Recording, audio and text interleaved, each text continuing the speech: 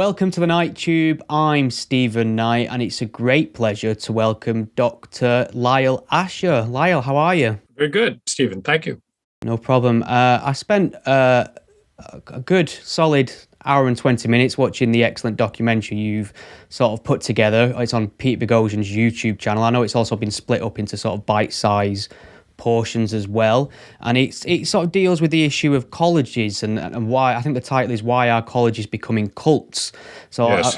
this is something I've been following very keenly from across the pond. Obviously there's that phrase that when America sneezes, the rest of the world catches a cold, and I do think the way American campuses are very much informs the way a lot of our institutions are going as well, so there's quite a bit of overlap. Before we get into all that, maybe you can just explain to my viewers and listeners what it is you do. How would you describe your work? I teach English at Lewis and Clark College, which is in the Pacific Northwest in Portland, Oregon, just outside the city.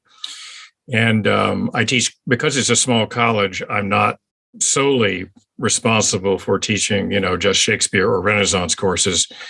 I had previously taught at the University of Oregon, and that's what I was doing. You're sort of hooked into one particular period. And that's the great thing about teaching at a college. You get to expand a little further.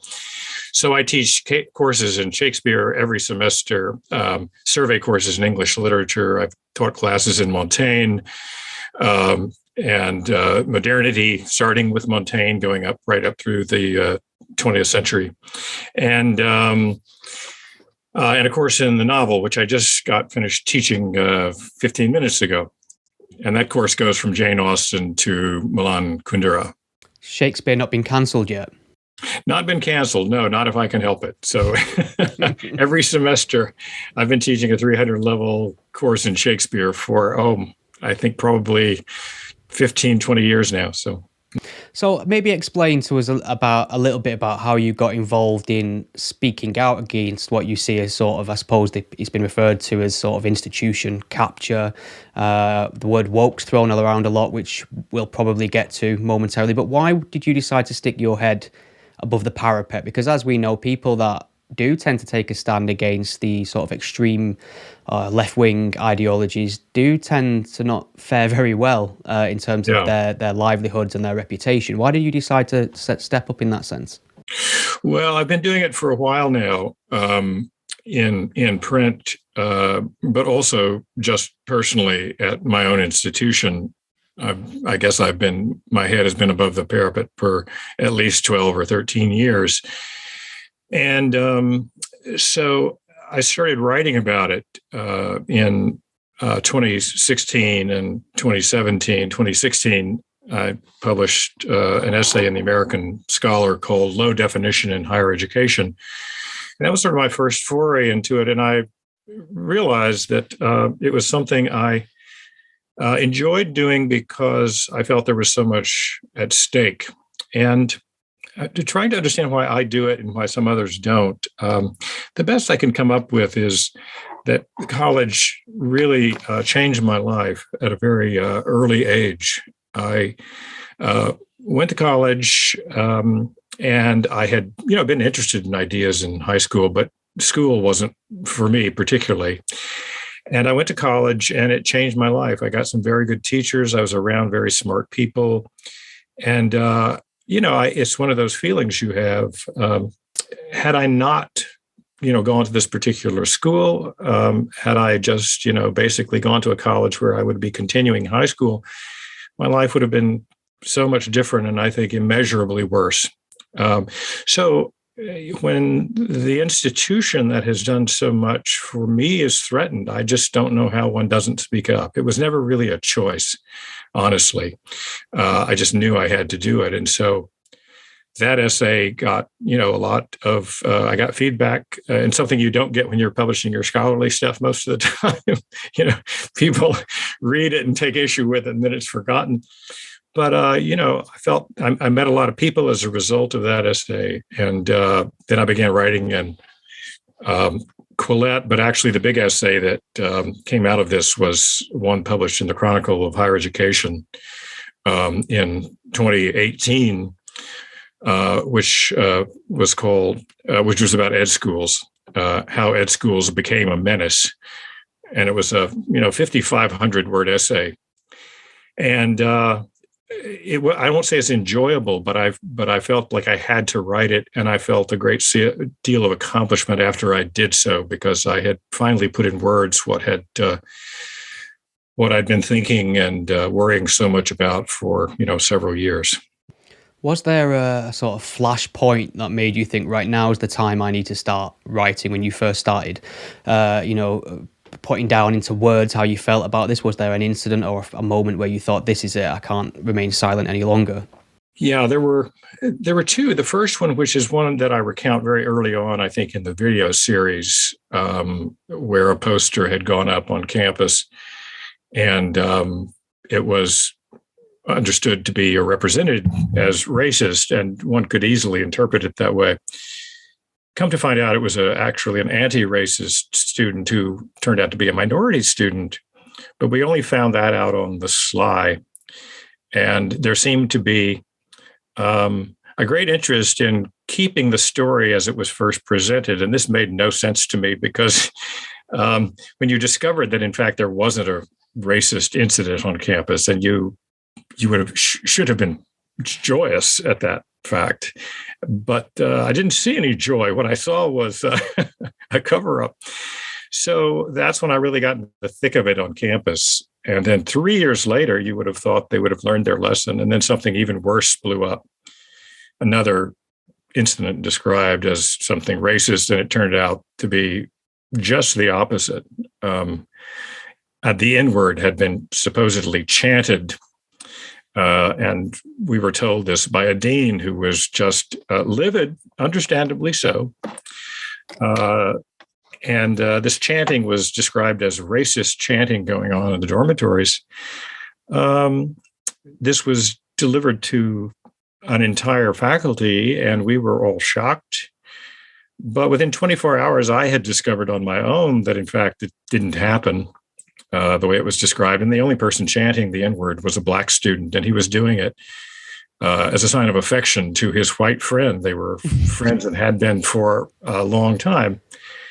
And we had the same exact MO, because then, instead of admitting this and saying we made a terrible mistake, but it's a good mistake to make, we don't have racist chanters on campus, they didn't take it back, and they pursued it. And then I realized this is not just a one-off back in 2010, because we're now in 2014.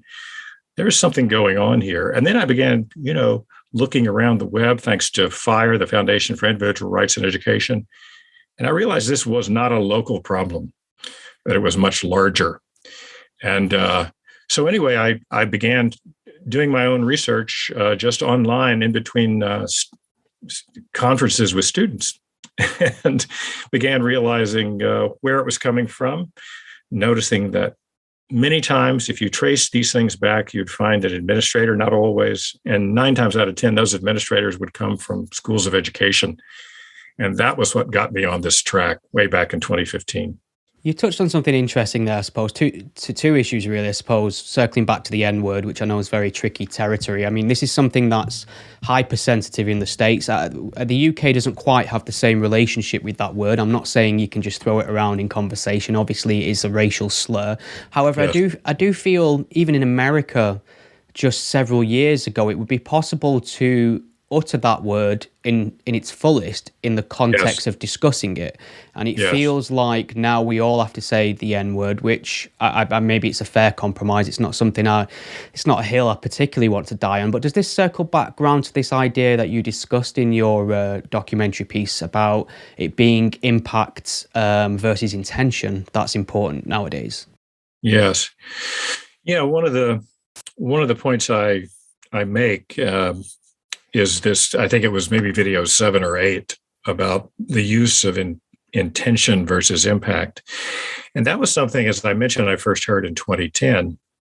And it really goes back. There may be an earlier source for this, for all I know, but the source I finally discovered it in was this essay that I mentioned in the documentary called Racial Microaggressions in Everyday Life. And I first heard the idea that intentions didn't matter. It was the impact in 2010. And I had no idea where this nonsense came from. And it just made no sense. And I'm an academic, so I'm used to statements that sound, preposterous at first. And then, at least in my undergraduate training and even in graduate school, I recognize that, you explore them a little bit. Oh, there's some sense to them and we can make sense of them. This was a totally different species of stupidity. And so that idea that intentions don't matter, it's the impact, I realized was very important. That's why I talk so much about it in the documentary, because it allowed so many things to happen on my own campus.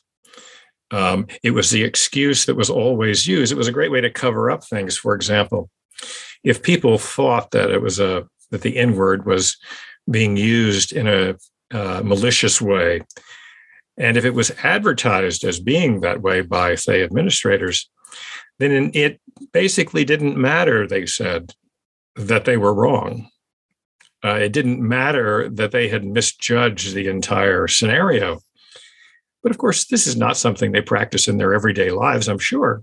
I'm sure they don't tell their children when they accidentally spill a glass of milk that actually it doesn't matter what your intentions were. It was as if you meant to dump that glass of milk. So I know that it's false. I know they don't actually practice it. So I had to ask myself why they continued to use it, what purposes it was serving.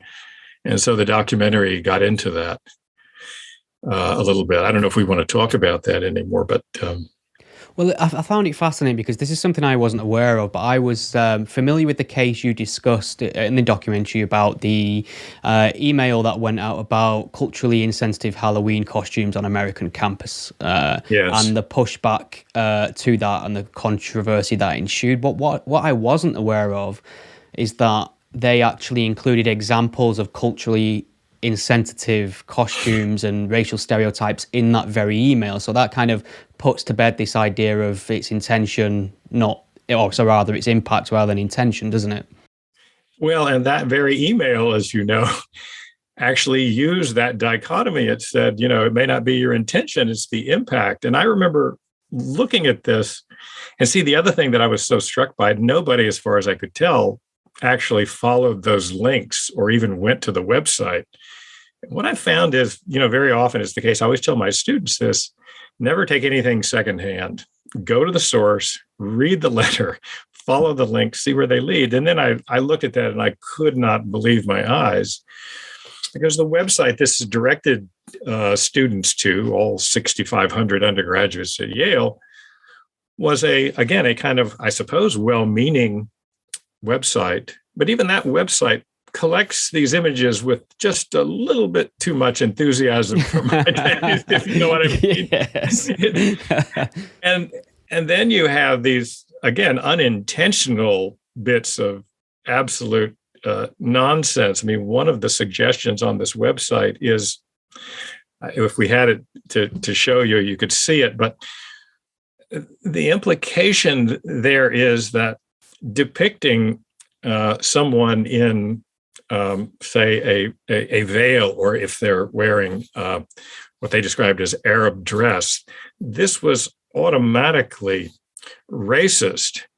Now, if this is actually the way people dress, and I'm not talking, by the way, dressing up in a Halloween costume. I'm talking about the depictions of people, say, wearing a headdress of some sort. This was itself racist, as if there's something fundamentally wrong about that kind of dress and that everyone knows it. And so when you depict it, you are basically unveiling your own racist intention. So, and there are just scores of those things in that website. And again, this is not a scholarly website. I actually found out who did the website. It's some guy who lives in California in a subdivision and has just worked on this website in his spare time. And high school students have been using this for 15 or 20 years. Wow. Yeah. And again, this was sent by a whole committee, many of whom were faculty. But the lead person was a guy named Bergwell Howard, who was an administrator who'd previously been at Northwestern. And he'd done the same thing at Northwestern. So he arrives on the Yale campus in the late summer, And, on October, he decides to send out his, Northwestern email and add this website without having any idea of the history of the Yale campus. And in fact, everyone I talked to said, no, there had never been, as far as we know, any problems with Halloween costumes. Someone, I think maybe 10 or 15 years prior, had reported seeing something that offended them, but that was, just sort of off to the side in the periphery. That was it. How are we defining woke then? Because I suppose people who would self-describe as woke would simply state that they're interested in an increase in social justice, a work towards more equality. They'd see themselves as a force for good. And I suppose they'd view any people that are in opposition to quote unquote woke ideology as people who don't want to see any progress in terms of racial equality, gender equality, them things. So how are you defining woke? Well, it's a good question because we deliberately use the term woke as opposed to left, because I think there's a distinction between the two. The reason we use woke is because it's a term that they have themselves used, or at least used to use, before it became a term sort of abuse. But I guess the thing that I'm thinking about when I use the term woke, it's more than anything else a set of orthodoxies that people espouse and promote without ever noticing or caring about or seeming to care about the consequences of these views and the practices. For example, when you tell students, and let's be honest and careful here. On American campuses, except for the historically Black colleges, Black students are outnumbered by white students. So they are going to campuses in which there may be, only something like, 30 or 40 students out of 1,000 who are Black. I think one can't really underestimate the difficulty that can cause just everything you do. Okay, so I understand that, and I'm very sympathetic to any effort that will lessen that problem, lessen their anxiety, anything that will include them. So all the things that I'm talking about are the things that work in the opposite direction. Even, when we talk about microaggressions, I'm not disputing at all that things people say, really offensive things that are unkind, and things that would, require one, or I would hope would inspire one to say something to a student. Maybe you should think differently about this. Let me explain it to you. The problem is they very often introduce formulas so that it allows students to multiply, as I think I say in the video, without limit, the number of things that can be called racist. And they don't take into account that many of these things absolutely depend on context. So what you have, and what we've been seeing over the last 10 or 15 years, are racial divisions being heightened rather than lessened. And we see this all over campuses. And the trouble is, even with well-intentioned people, and I know many of these people are, the fact is, their jobs depend on racial tensions. Now, I want to be careful. I'm not saying they're simply, they're not arsonists in the fire department. I'm not going that far. But after you have shown them time and time again, as I have, that they're causing problems, that when they tell students that something was, it was racist chanting, and you don't correct the record, you are causing anxiety in the very students you claim to be protecting. So at that point, I can't believe you anymore. And so when I use the term woke, that's what I'm talking about more than anything else, is a rigid adherence to a particular set of principles or ideas without any concern for the actual consequences of those principles. Yeah, that sounds fair.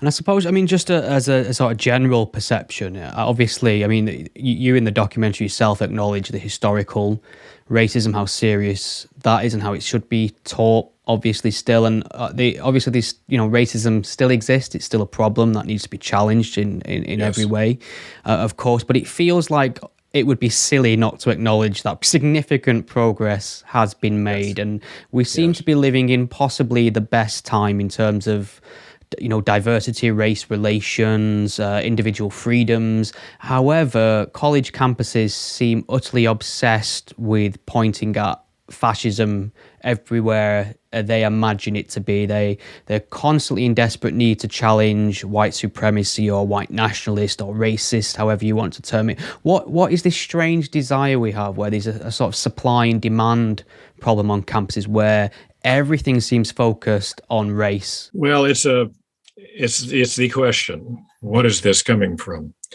Um, the most cynical answer I have, and I'm sure it applies somewhere and applies to some people, is this one that there's no group of people more interested in preserving ducks than duck hunters. um, as I said earlier, if your livelihood depends on there being an enormous amount of racism, you're going to find racism. Now, again, there's a broad spectrum here from the very worst case scenario when you have arsonists in the fire department, and we have that. Wilfred Riley in his book on race hoaxes, you see that, and that's indisputable. I mean, you actually see evidence of people knowing exactly what they're doing. Sort of preparing and choreographing a race hoax, and then trying to reap some strange benefit from this. So there is that aspect of it. I think there's another thing that's going on, and that has to do with, and I don't know if this applies in Britain as well, but in the United States, the people who can afford college really, for the most part, come from probably the top 30%. It's very hard for anyone to afford college, even at state universities anymore, from the bottom 60 or 70%. And that top 30%, I think, typically come from, a particular class in society. The United States is getting less and less racially integrated. And that's one of the problems. So I think race relations have gotten a lot better. I'm with you on that. It seems undeniable. The actual sort of integration in neighborhoods has really not improved very much. In some places, it's gotten more segregated. And so I have an idea, and this is just sort of my personal observations about this over the years, that the people on college campuses, both those who teach and those who are administrators, very often, not always, but very often, don't come from neighborhoods that are racially mixed. So there is, I think, a kind of impetus, that's the word. There is a tendency to patronize and to imagine that they take Black people on as a kind of project. Now, I don't mean this to sound abrasive, but I have just seen it in my experience in higher education that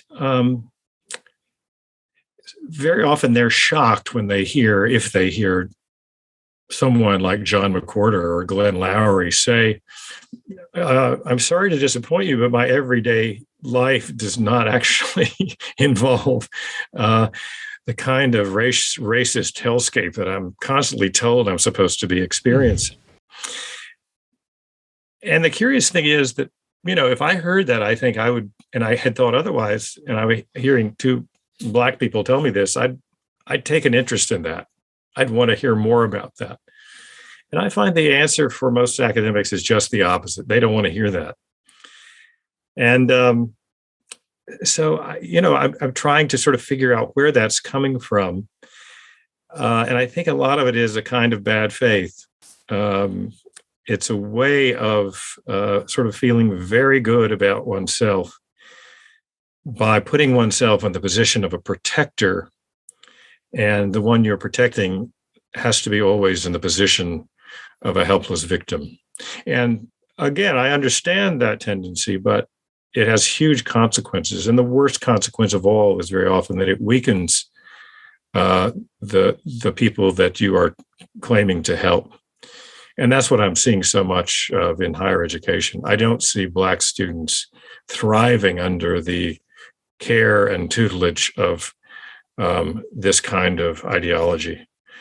I see them, in fact, in many cases, doing worse, feeling more anxious, feeling as though they're being attacked or feeling slighted.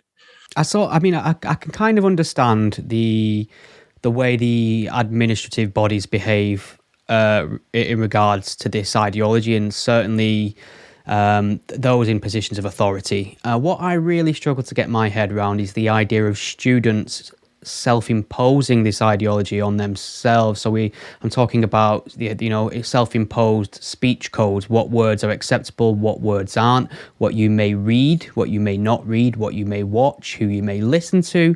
And this seems completely inverse to my experience of higher education, which it was a case of, I'll say what I want, think what I want, listen to what I want, thank you very much, you can't tell me what to do sort of attitude, finding my way around all these ideas.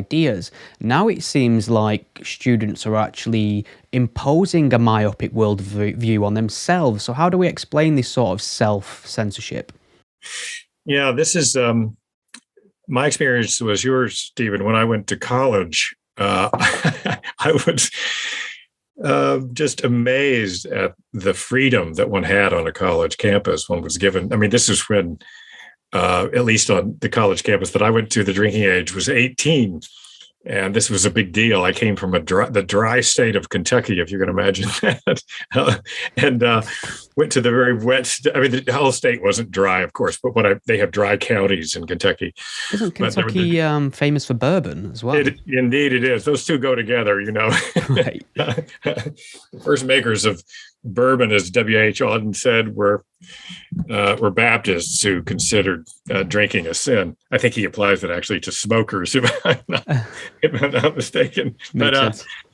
But yeah, there's a famous story about Bourbon County being a dry county and Christian County being wet, and that was actually true for many, many decades. But I went to Tennessee and went to school in Tennessee, and the drinking age was 18. But it wasn't just that; it was everything that I was exposed to in college. It was where I first heard an adult, a professor of mine in the philosophy department, say, "Oh yes, no, I don't believe in God at all." He had no problem with people who did, but he just, no, I don't believe there's a hell one goes to. So this was, in the mid-70s or late 70s, and I'd never heard anyone say that. And I felt like, I think I felt like a gay person who first heard someone in authority say that he was gay too. I felt like, oh my God, here's somebody that also doesn't believe in God. But everything about college to me was in the direction of liberality, of freedom, and also of responsibility. You also were given responsibilities. You weren't told what you had to do. And college has completely changed now. And as you rightly point out, it's the students very often who are doing it. Why they're doing it, I think, gets to part of the documentary. And that is that the change in the K through 12 public school system in the United States, which has been undergoing a change, for the last 100 years, but it's gotten more and more extreme over the last 30 years and 40 years. So students, and this is something that Greg Lukianoff with FIRE noticed, students coming into college, especially starting in 2005, 2010, 2012, that's when they stopped, it seems, resisting the impositions of administrators and started echoing them and even urging them to impose.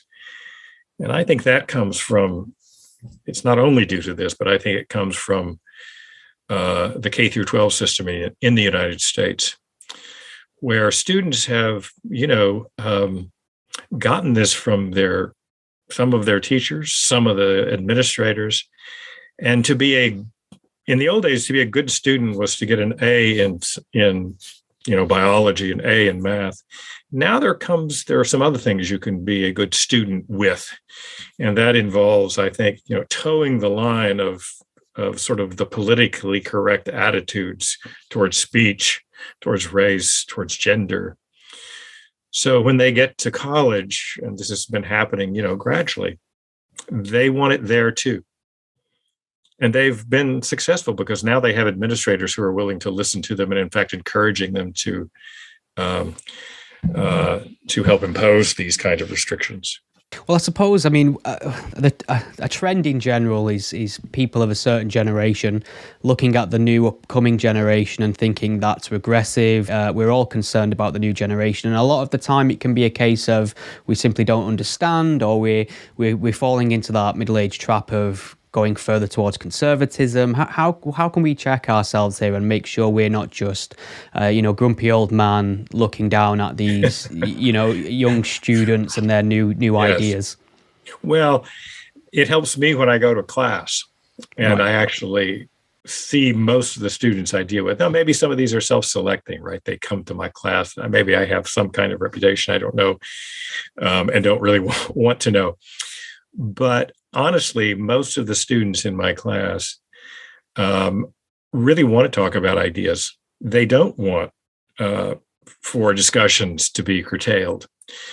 So one can indeed get a very limited and somewhat myopic view of the younger generation. That's why I don't like to use, the Generation Z and all this nonsense, because it really doesn't apply. It can't possibly apply to an entire generation of students. I would say it doesn't even apply to the majority of students. But we do have a very very vocal minority who, I think, some of these students, as one can imagine, are afraid to speak up against them, especially when they seem so fervent and their cause seems so right. Since after all, it's dressed in the language of, as you point out, justice, of goodness, of being kind and moral. It's very hard for a young person. It's very hard for an old person to go against that, much less a young person. So I understand it. Yeah, I suppose it's a cost-benefit analysis for a lot of people in terms of their social circle or where they are on the corporate ladder. I have friends who work in the corporate sector, and they're increasingly concerned about new rules coming into their workplace regarding gender and stipulated pronouns and what you can and can't say or what you must accept as fact. And they always feed this back to me, close friends and family, but very privately they're quite fairly afraid of speaking out in the workplace, voicing their objections for good reasons because their livelihoods are on the line. What sort of advice can we give to people stuck in this situation who want to push back but are fairly frightened of the consequences or potential consequences? Well, that's a hard question. I'm in a somewhat insulated position because tenure gives you a certain amount of freedom that you wouldn't otherwise have. I mean, that's eroded a lot in the last decade, in the last few years especially. So what it does mean is that the people like me who do have some insulation, do have some protection, need to take advantage of that to speak up. As far as people in the workplace, look, I am really sympathetic with them. I think, you honestly have to be strategic. I don't like saying that, but I don't know what it's like to be fearful of being called into an office and fired. That could happen to me. I'm not saying I'm, immune to it. I'm not. But if you're working in a private company, that can happen, in a heartbeat. And if you're thinking about, how am I going to put my kids in college? How am I going to meet a house payment? That's a serious consideration. So I guess I would say the people who are in positions who have the luxury of being able to speak out. And when I say speak out, I just mean, you can modulate your vociferousness, of course. But if you have that luxury, you have to think about the other people who don't have the luxury, and you have to be their voice insofar as you can. So that's my advice. It's hard for me to speak to any individual, as you can imagine. Tell us about your upcoming book then. I'm assuming you've settled on a title. What's that going to involve? Well, I haven't really thought about a book. I mean, Peter has been talking about it, and I've got a lot of stuff written, and we had at one point thought about, sort of putting a book together. And maybe I will, and it would be something I would start this summer, and that's a possibility. But what we're trying to do is focus. And again, I don't know what videos, if we have another set planned. We don't have anything at the moment, but we realize, I think, and this is one thing Peter sort of showed me, is that you can get an enormous amount of attention to a set of ideas through the medium of video. And so that's what we're kind of focusing on now, though I do have in the back of my mind a collection. It'd be more of a collection of essays that puts together things I published in the Chronicle and in Quillette. And I have a couple of, and another thing in the American Scholar as well. Do you, I suppose the best way of phrasing this is, are you insane enough to take a swim in the waters of social media at all? Are you on Twitter? Are you on Facebook? I'm not. And people have asked me whether why I haven't. I don't have a good answer. I don't have a principled stand against it. I do think it's not, knowing myself, I don't think it would be necessarily good for me, because I think it would be a big distraction. I watch, I look at a lot of people on social media, and I learn an enormous amount from it. I tell you what, I have said that if Elon Musk buys Twitter, I may go on Twitter, because one thing I object to about Twitter and on many social media pages is sort of the imposition of sort of disproportionate, or I should say unfair, sort of speech restraints that aren't transparent. And that's one of the reasons I think I'm reluctant to go on Twitter, because I think as it currently stands, I think it's a medium that is skewed in one direction and censors people. When it becomes a truly open platform, I think I might actually dive in. Did you see the news that the Elon Musk bid has actually gone through a couple of hours ago? That is actually really happening now. Yeah. My gosh. Okay. Well, then there you go. You can get you setting up your Twitter account as soon as this conversation ends. Absolutely. That's the best news I've heard in a long time. Excellent. So one of the things you touch on in the documentary, which is something that has concerned me for a very long time, and I think you use the phrase authoritarian tactics, and it's this idea that speech itself can now be classed as violence, and because of that, some people are justified in responding to speech with violence under the guise of self-defense, I suppose. So I mean, that's a terrible idea, isn't it?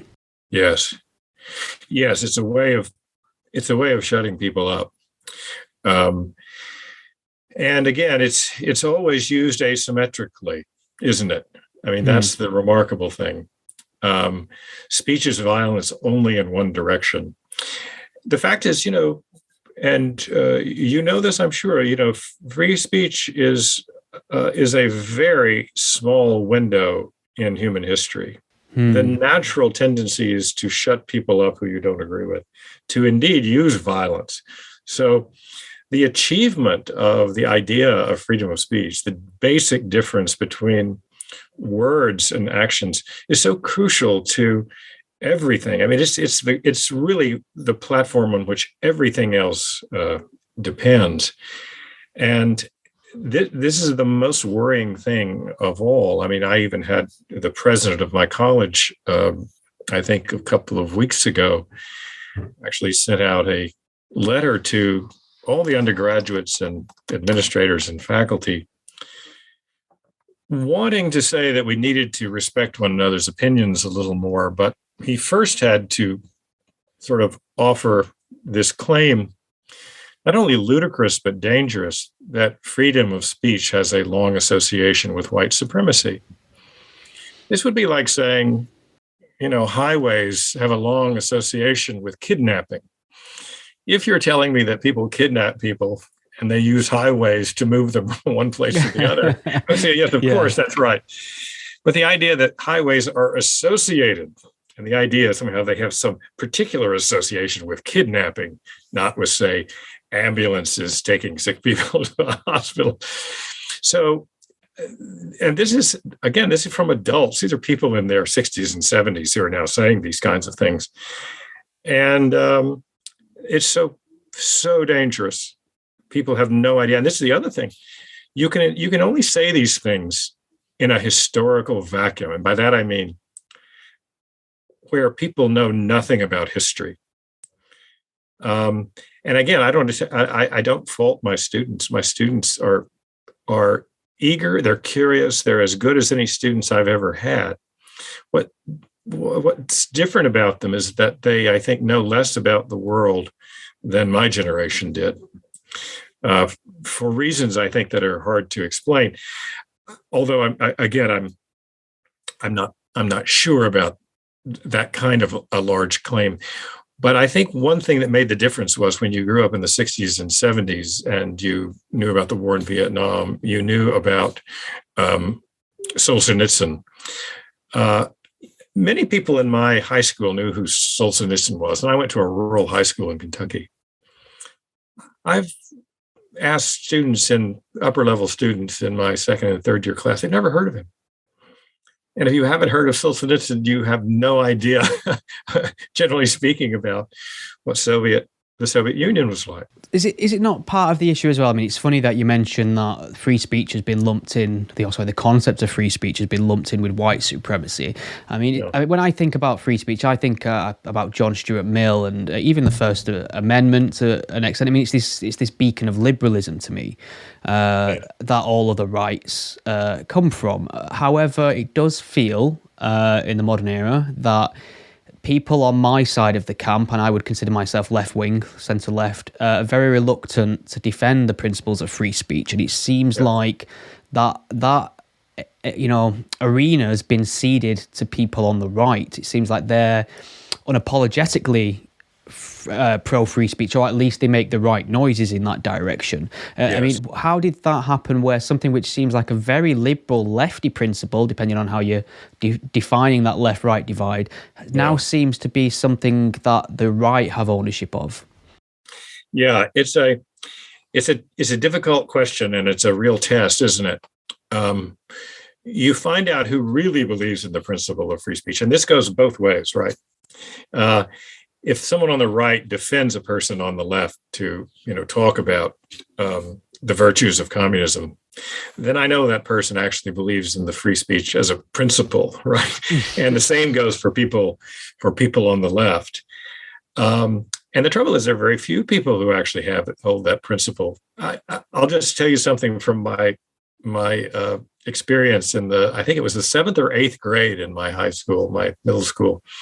I remember having this conversation with my civics teacher. We were watching, so this dates me, of course, we were watching some Vietnam protests and they were burning the flags, right? And this was my social studies teacher. And he was talking about how terrible it was for people to burn the flags. I was a very patriotic kid, in those days, still am. But I said, well, that's what the flag means. The greatest thing about the flag is that you can burn it.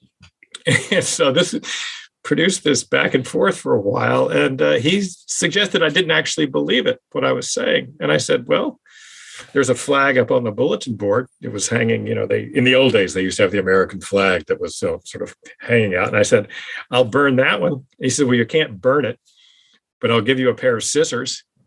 And so he went up and got the flag, put it on his desk, pulled out a pair of scissors, and I had the jaws open. And at the last moment, he jerked the flag away and said, get your own flag. But it may be because my father was a libertarian, and early, I didn't agree with everything he said, but some of the things stuck. And one of the things that stuck was this idea of freedom. Back in the days when I had hair, I had long hair in a part of the county where, everybody had to have short hair, and they couldn't believe that my father allowed me to have long hair. But his idea is he was a conservative in so many ways. He was so conservative that he thought everybody should be allowed to do anything they want. And so I grew up with that, and I believed it. I didn't believe it because my father said it was true. I believed it because I saw it in my own life, and how important liberty, not only of speech, but of thought, because those things are intertwined. I mean, you don't have one without the other, as Orwell shows us time and time again. Yeah, that's really funny. I mean, is there not something as well to be said for this idea of somebody, an authority perhaps, or even just a bully telling you what you can and can't do, or can and can't say? And even if it's not something you normally would have done, it almost becomes necessary for you to do that thing as a pushback to a sort of unreasonable demand. Yes, absolutely. Maybe it's something on a personal level you just feel, when somebody tells me, I mean, I can understand people tell me I can't do something, but to tell me what I can't say and tell me that riles me more than anything, because that's the fundamental freedom. It's how you find out who you are. It's how you find out who other people are. It's the mechanism by which we discover truth. And discover falsehood in our own beliefs. It's the most vital thing we have. I completely agree, and I'm very envious of the First Amendment in the States. I think it's unique. I think it's necessary, and I think it's an example to the rest of the free world. And I don't know if you're quite aware of just how insane UK speech laws are. How if I say the wrong thing on this conversation and it gets shared somewhere, or it's considered grossly offensive, this is the kind of language we have in our law, I could find myself getting a knock on the door from the police. Record numbers of people are arrested on a weekly basis for what they've tweeted or said. A recent case, we had a war veteran in this country, a World War I veteran, Sir Tom Moore, I believe he was called. It was a national icon, did a lot of good, a lot of charity work. And somebody in Scotland, I believe, after Tom Moore died, tweeted that something along the lines of the only good British soldier is a dead soldier, or something like that. It was crass, it was abhorrent, but he actually got arrested, and he's actually being convicted for this just recently as well. I mean, we had a tragedy in, I think it was 2018, a big tower block in London caught fire, accidental fire in a place called Grenfell. 700 I remember people, that. Yes. Perished. It was awful. But some idiots in their own garden created a mock-up of the building out of card and burned it and filmed it whilst, saying childish and mocking comments. Again, abhorrent, distasteful, but they've been convicted too. I mean, one of them barely just escaped jail for it. So how do we engender this idea to my fellow Brits that free speech is important, even for the things you find grossly offensive? As a matter of fact, that's truly the only test of free speech. Yes. I wish I knew the answer to that. That's why we rebelled. That's why the tea went over. But honestly, I was shocked, as I think most of my fellow citizens are. I had no idea that Britain had these laws. And I can remember, I'm just watching with dumbfounded amazement. I remember wasn't there someone who had, as a joke, trained his dog to raise its paw in a salute, and wasn't he arrested or something? Yeah, Mark Meakin, aka Count Dankula. I've actually shared a panel with him a couple of times, and he's sort of like, I mean, there's still this concerted effort by the press and commentators to confirm the fact that he is a Nazi, and he couldn't be further from that. And he was convicted and fined under Scottish law for that as well, for what was clearly a joke. Yeah, well, the greatest exponent of free speech in my lifetime has been, a fellow citizen of yours, at least till he became an American, Christopher Hitchens. And, if YouTube is good for nothing else, it's good for preserving all the great things that Christopher Hitchens said in defense of freedom of speech. Amen. And it's absolutely crucial. What I'm constantly struck by is the failure to recognize this most basic principle, or the most basic question that Hitchens was so good at reminding us of. Who are you going to get to make the determination of what's grossly offensive, especially in a multicultural society? I remember, I think I wrote about this in Quillette. Just take the complications involved when you have, for example, a school district which is teaching that students should be sensitive to non-binary people. Well, what do you do when the Orthodox Muslim parents don't want that to be taught? Who decides?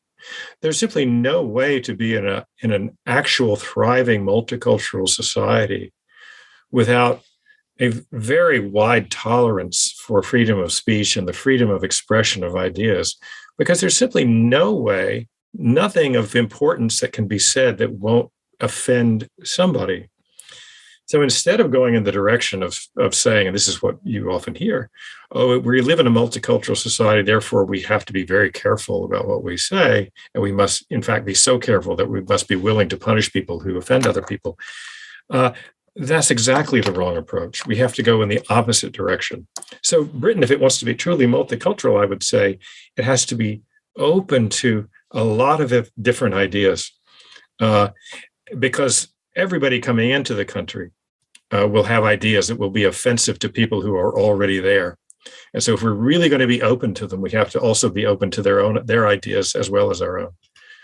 So that's what I would say to the Brits. Yeah, that makes a lot of sense. We do take. I mean, there's a lot of unfortunately Islamist hardline elements in the UK, and there's always a big reaction whenever there's a cartoon controversy, and Yes. Muhammad drawing cartoon controversy rather, and it's very difficult to explain to these groups that the same powers and freedoms that allow people to draw these cartoons are also the same powers and freedoms that allows them to practice their faith so openly, which Yes. of course should be protected too. One thing I just wanted to ask you, and before I let you get back to your afternoon as well, is this fairly new concept to me, and I think I first read about it in John McWhorter's book, Woke Racism, and you pick it up in your documentary as well, this idea of how students are taught to read, and how, depending on what method they're taught, whole word reading, I believe, or phonics, can have a sort of very, very detrimental impact on their literacy further on. So maybe you can just explain, if you've got time in the 6 minutes or so we've got, just what those two methods are and why one is preferred to the other. Yes. So this is a crazy story. And believe it or not, it goes back to the early 19th century. I won't go back that far, but I'll give your readers a book if they the mention of a book which is somewhat obscure, and I only found out about it through another somewhat obscure book. But the book is called The New Illiterates. The New Illiterates. I'd recommend everybody get a copy of it. And this is really the best history I know of what's called the whole word method. And it goes, again, back to the early 19th century, something I had no idea about. But in the States, for the last 50 or 60 years, there's a method of teaching reading which encourages teachers, now this sounds crazy, I know, to de-emphasize the alphabet. So the very thing that your mom and dad and your grandparents and your older sister and brother did when they were teaching you to read, if they taught you to read, that is to say, let's sound it out. Let's go through the alphabet, and you say, what's an A sound like? What's a B? And you'd have a picture of a buzzing bee, and so you'd learn what the B was.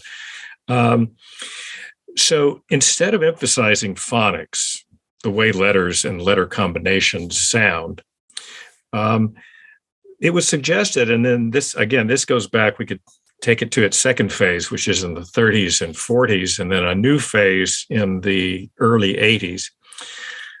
What all of these methods have in common is they de-emphasize that kind of mechanical, uh, learning of the alphabet, because it seemed to suggest that they thought, the promoters of this whole word ideology, it seemed to suggest that learning written language was different from learning spoken language. And since none of us learn to speak that way, we just go around listening to other people and we pick it up. That's the way we should learn how to write. So it has this idea of it's being natural.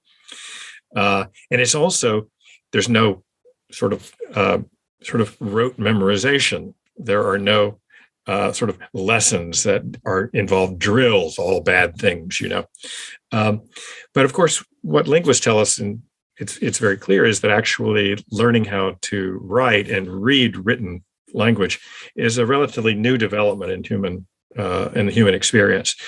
So it's something new. It's not that our brains are naturally wired for it, but this has dominated American public schools for 50 or 60 years, so that students are taught. And I have experience with this. A neighbor was telling me about this not 6 months ago, that he noticed his 6-year-old guessing at words. And he said, "Why are you guessing? You know what a T is. You know what the TH sounds." This is what my teacher told me. He was telling me this, and I said, "I can tell you exactly where that comes from. Your son is not lying to you." This has had a devastating effect on the very group of students, the disadvantaged economically. And what that means, of course, is typically disproportionately, these disadvantaged students come from minority households. That has really set them back.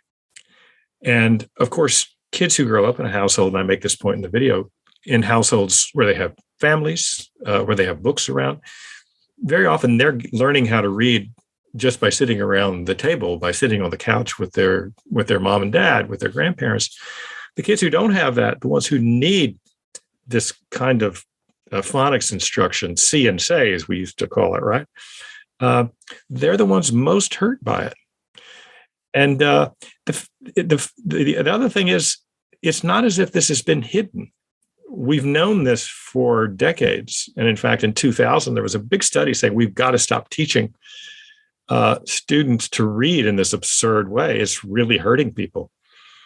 And nothing has been done. The majority of ed schools in this country to this day still teach that as the dominant method. We're making progress, but the fact remains that in graduate schools of education, only 35% at last count are teaching phonics as a way of teaching reading to students. I mean, that is interesting, isn't it? How, I mean, I suppose that just goes towards the huge machine of bureaucracy and how difficult it is to change direction on certain things. But hopefully some progress will be made on that, especially with you saying it has a disproportionate impact on sort of minority students as well. But Lyell, I've really enjoyed this conversation. It's flown by. I enjoyed the documentary. It's really well put together. You can consume it all as one big thing, or it's been broken down into sort of chapters for people. So I'll make sure to put that in the show notes so people can find it. Is there anything else you'd like to say or point people towards before I let you get back to your afternoon? No, I think that's it. It's a pleasure talking to you, Stephen. Likewise. Thank you very much for your time.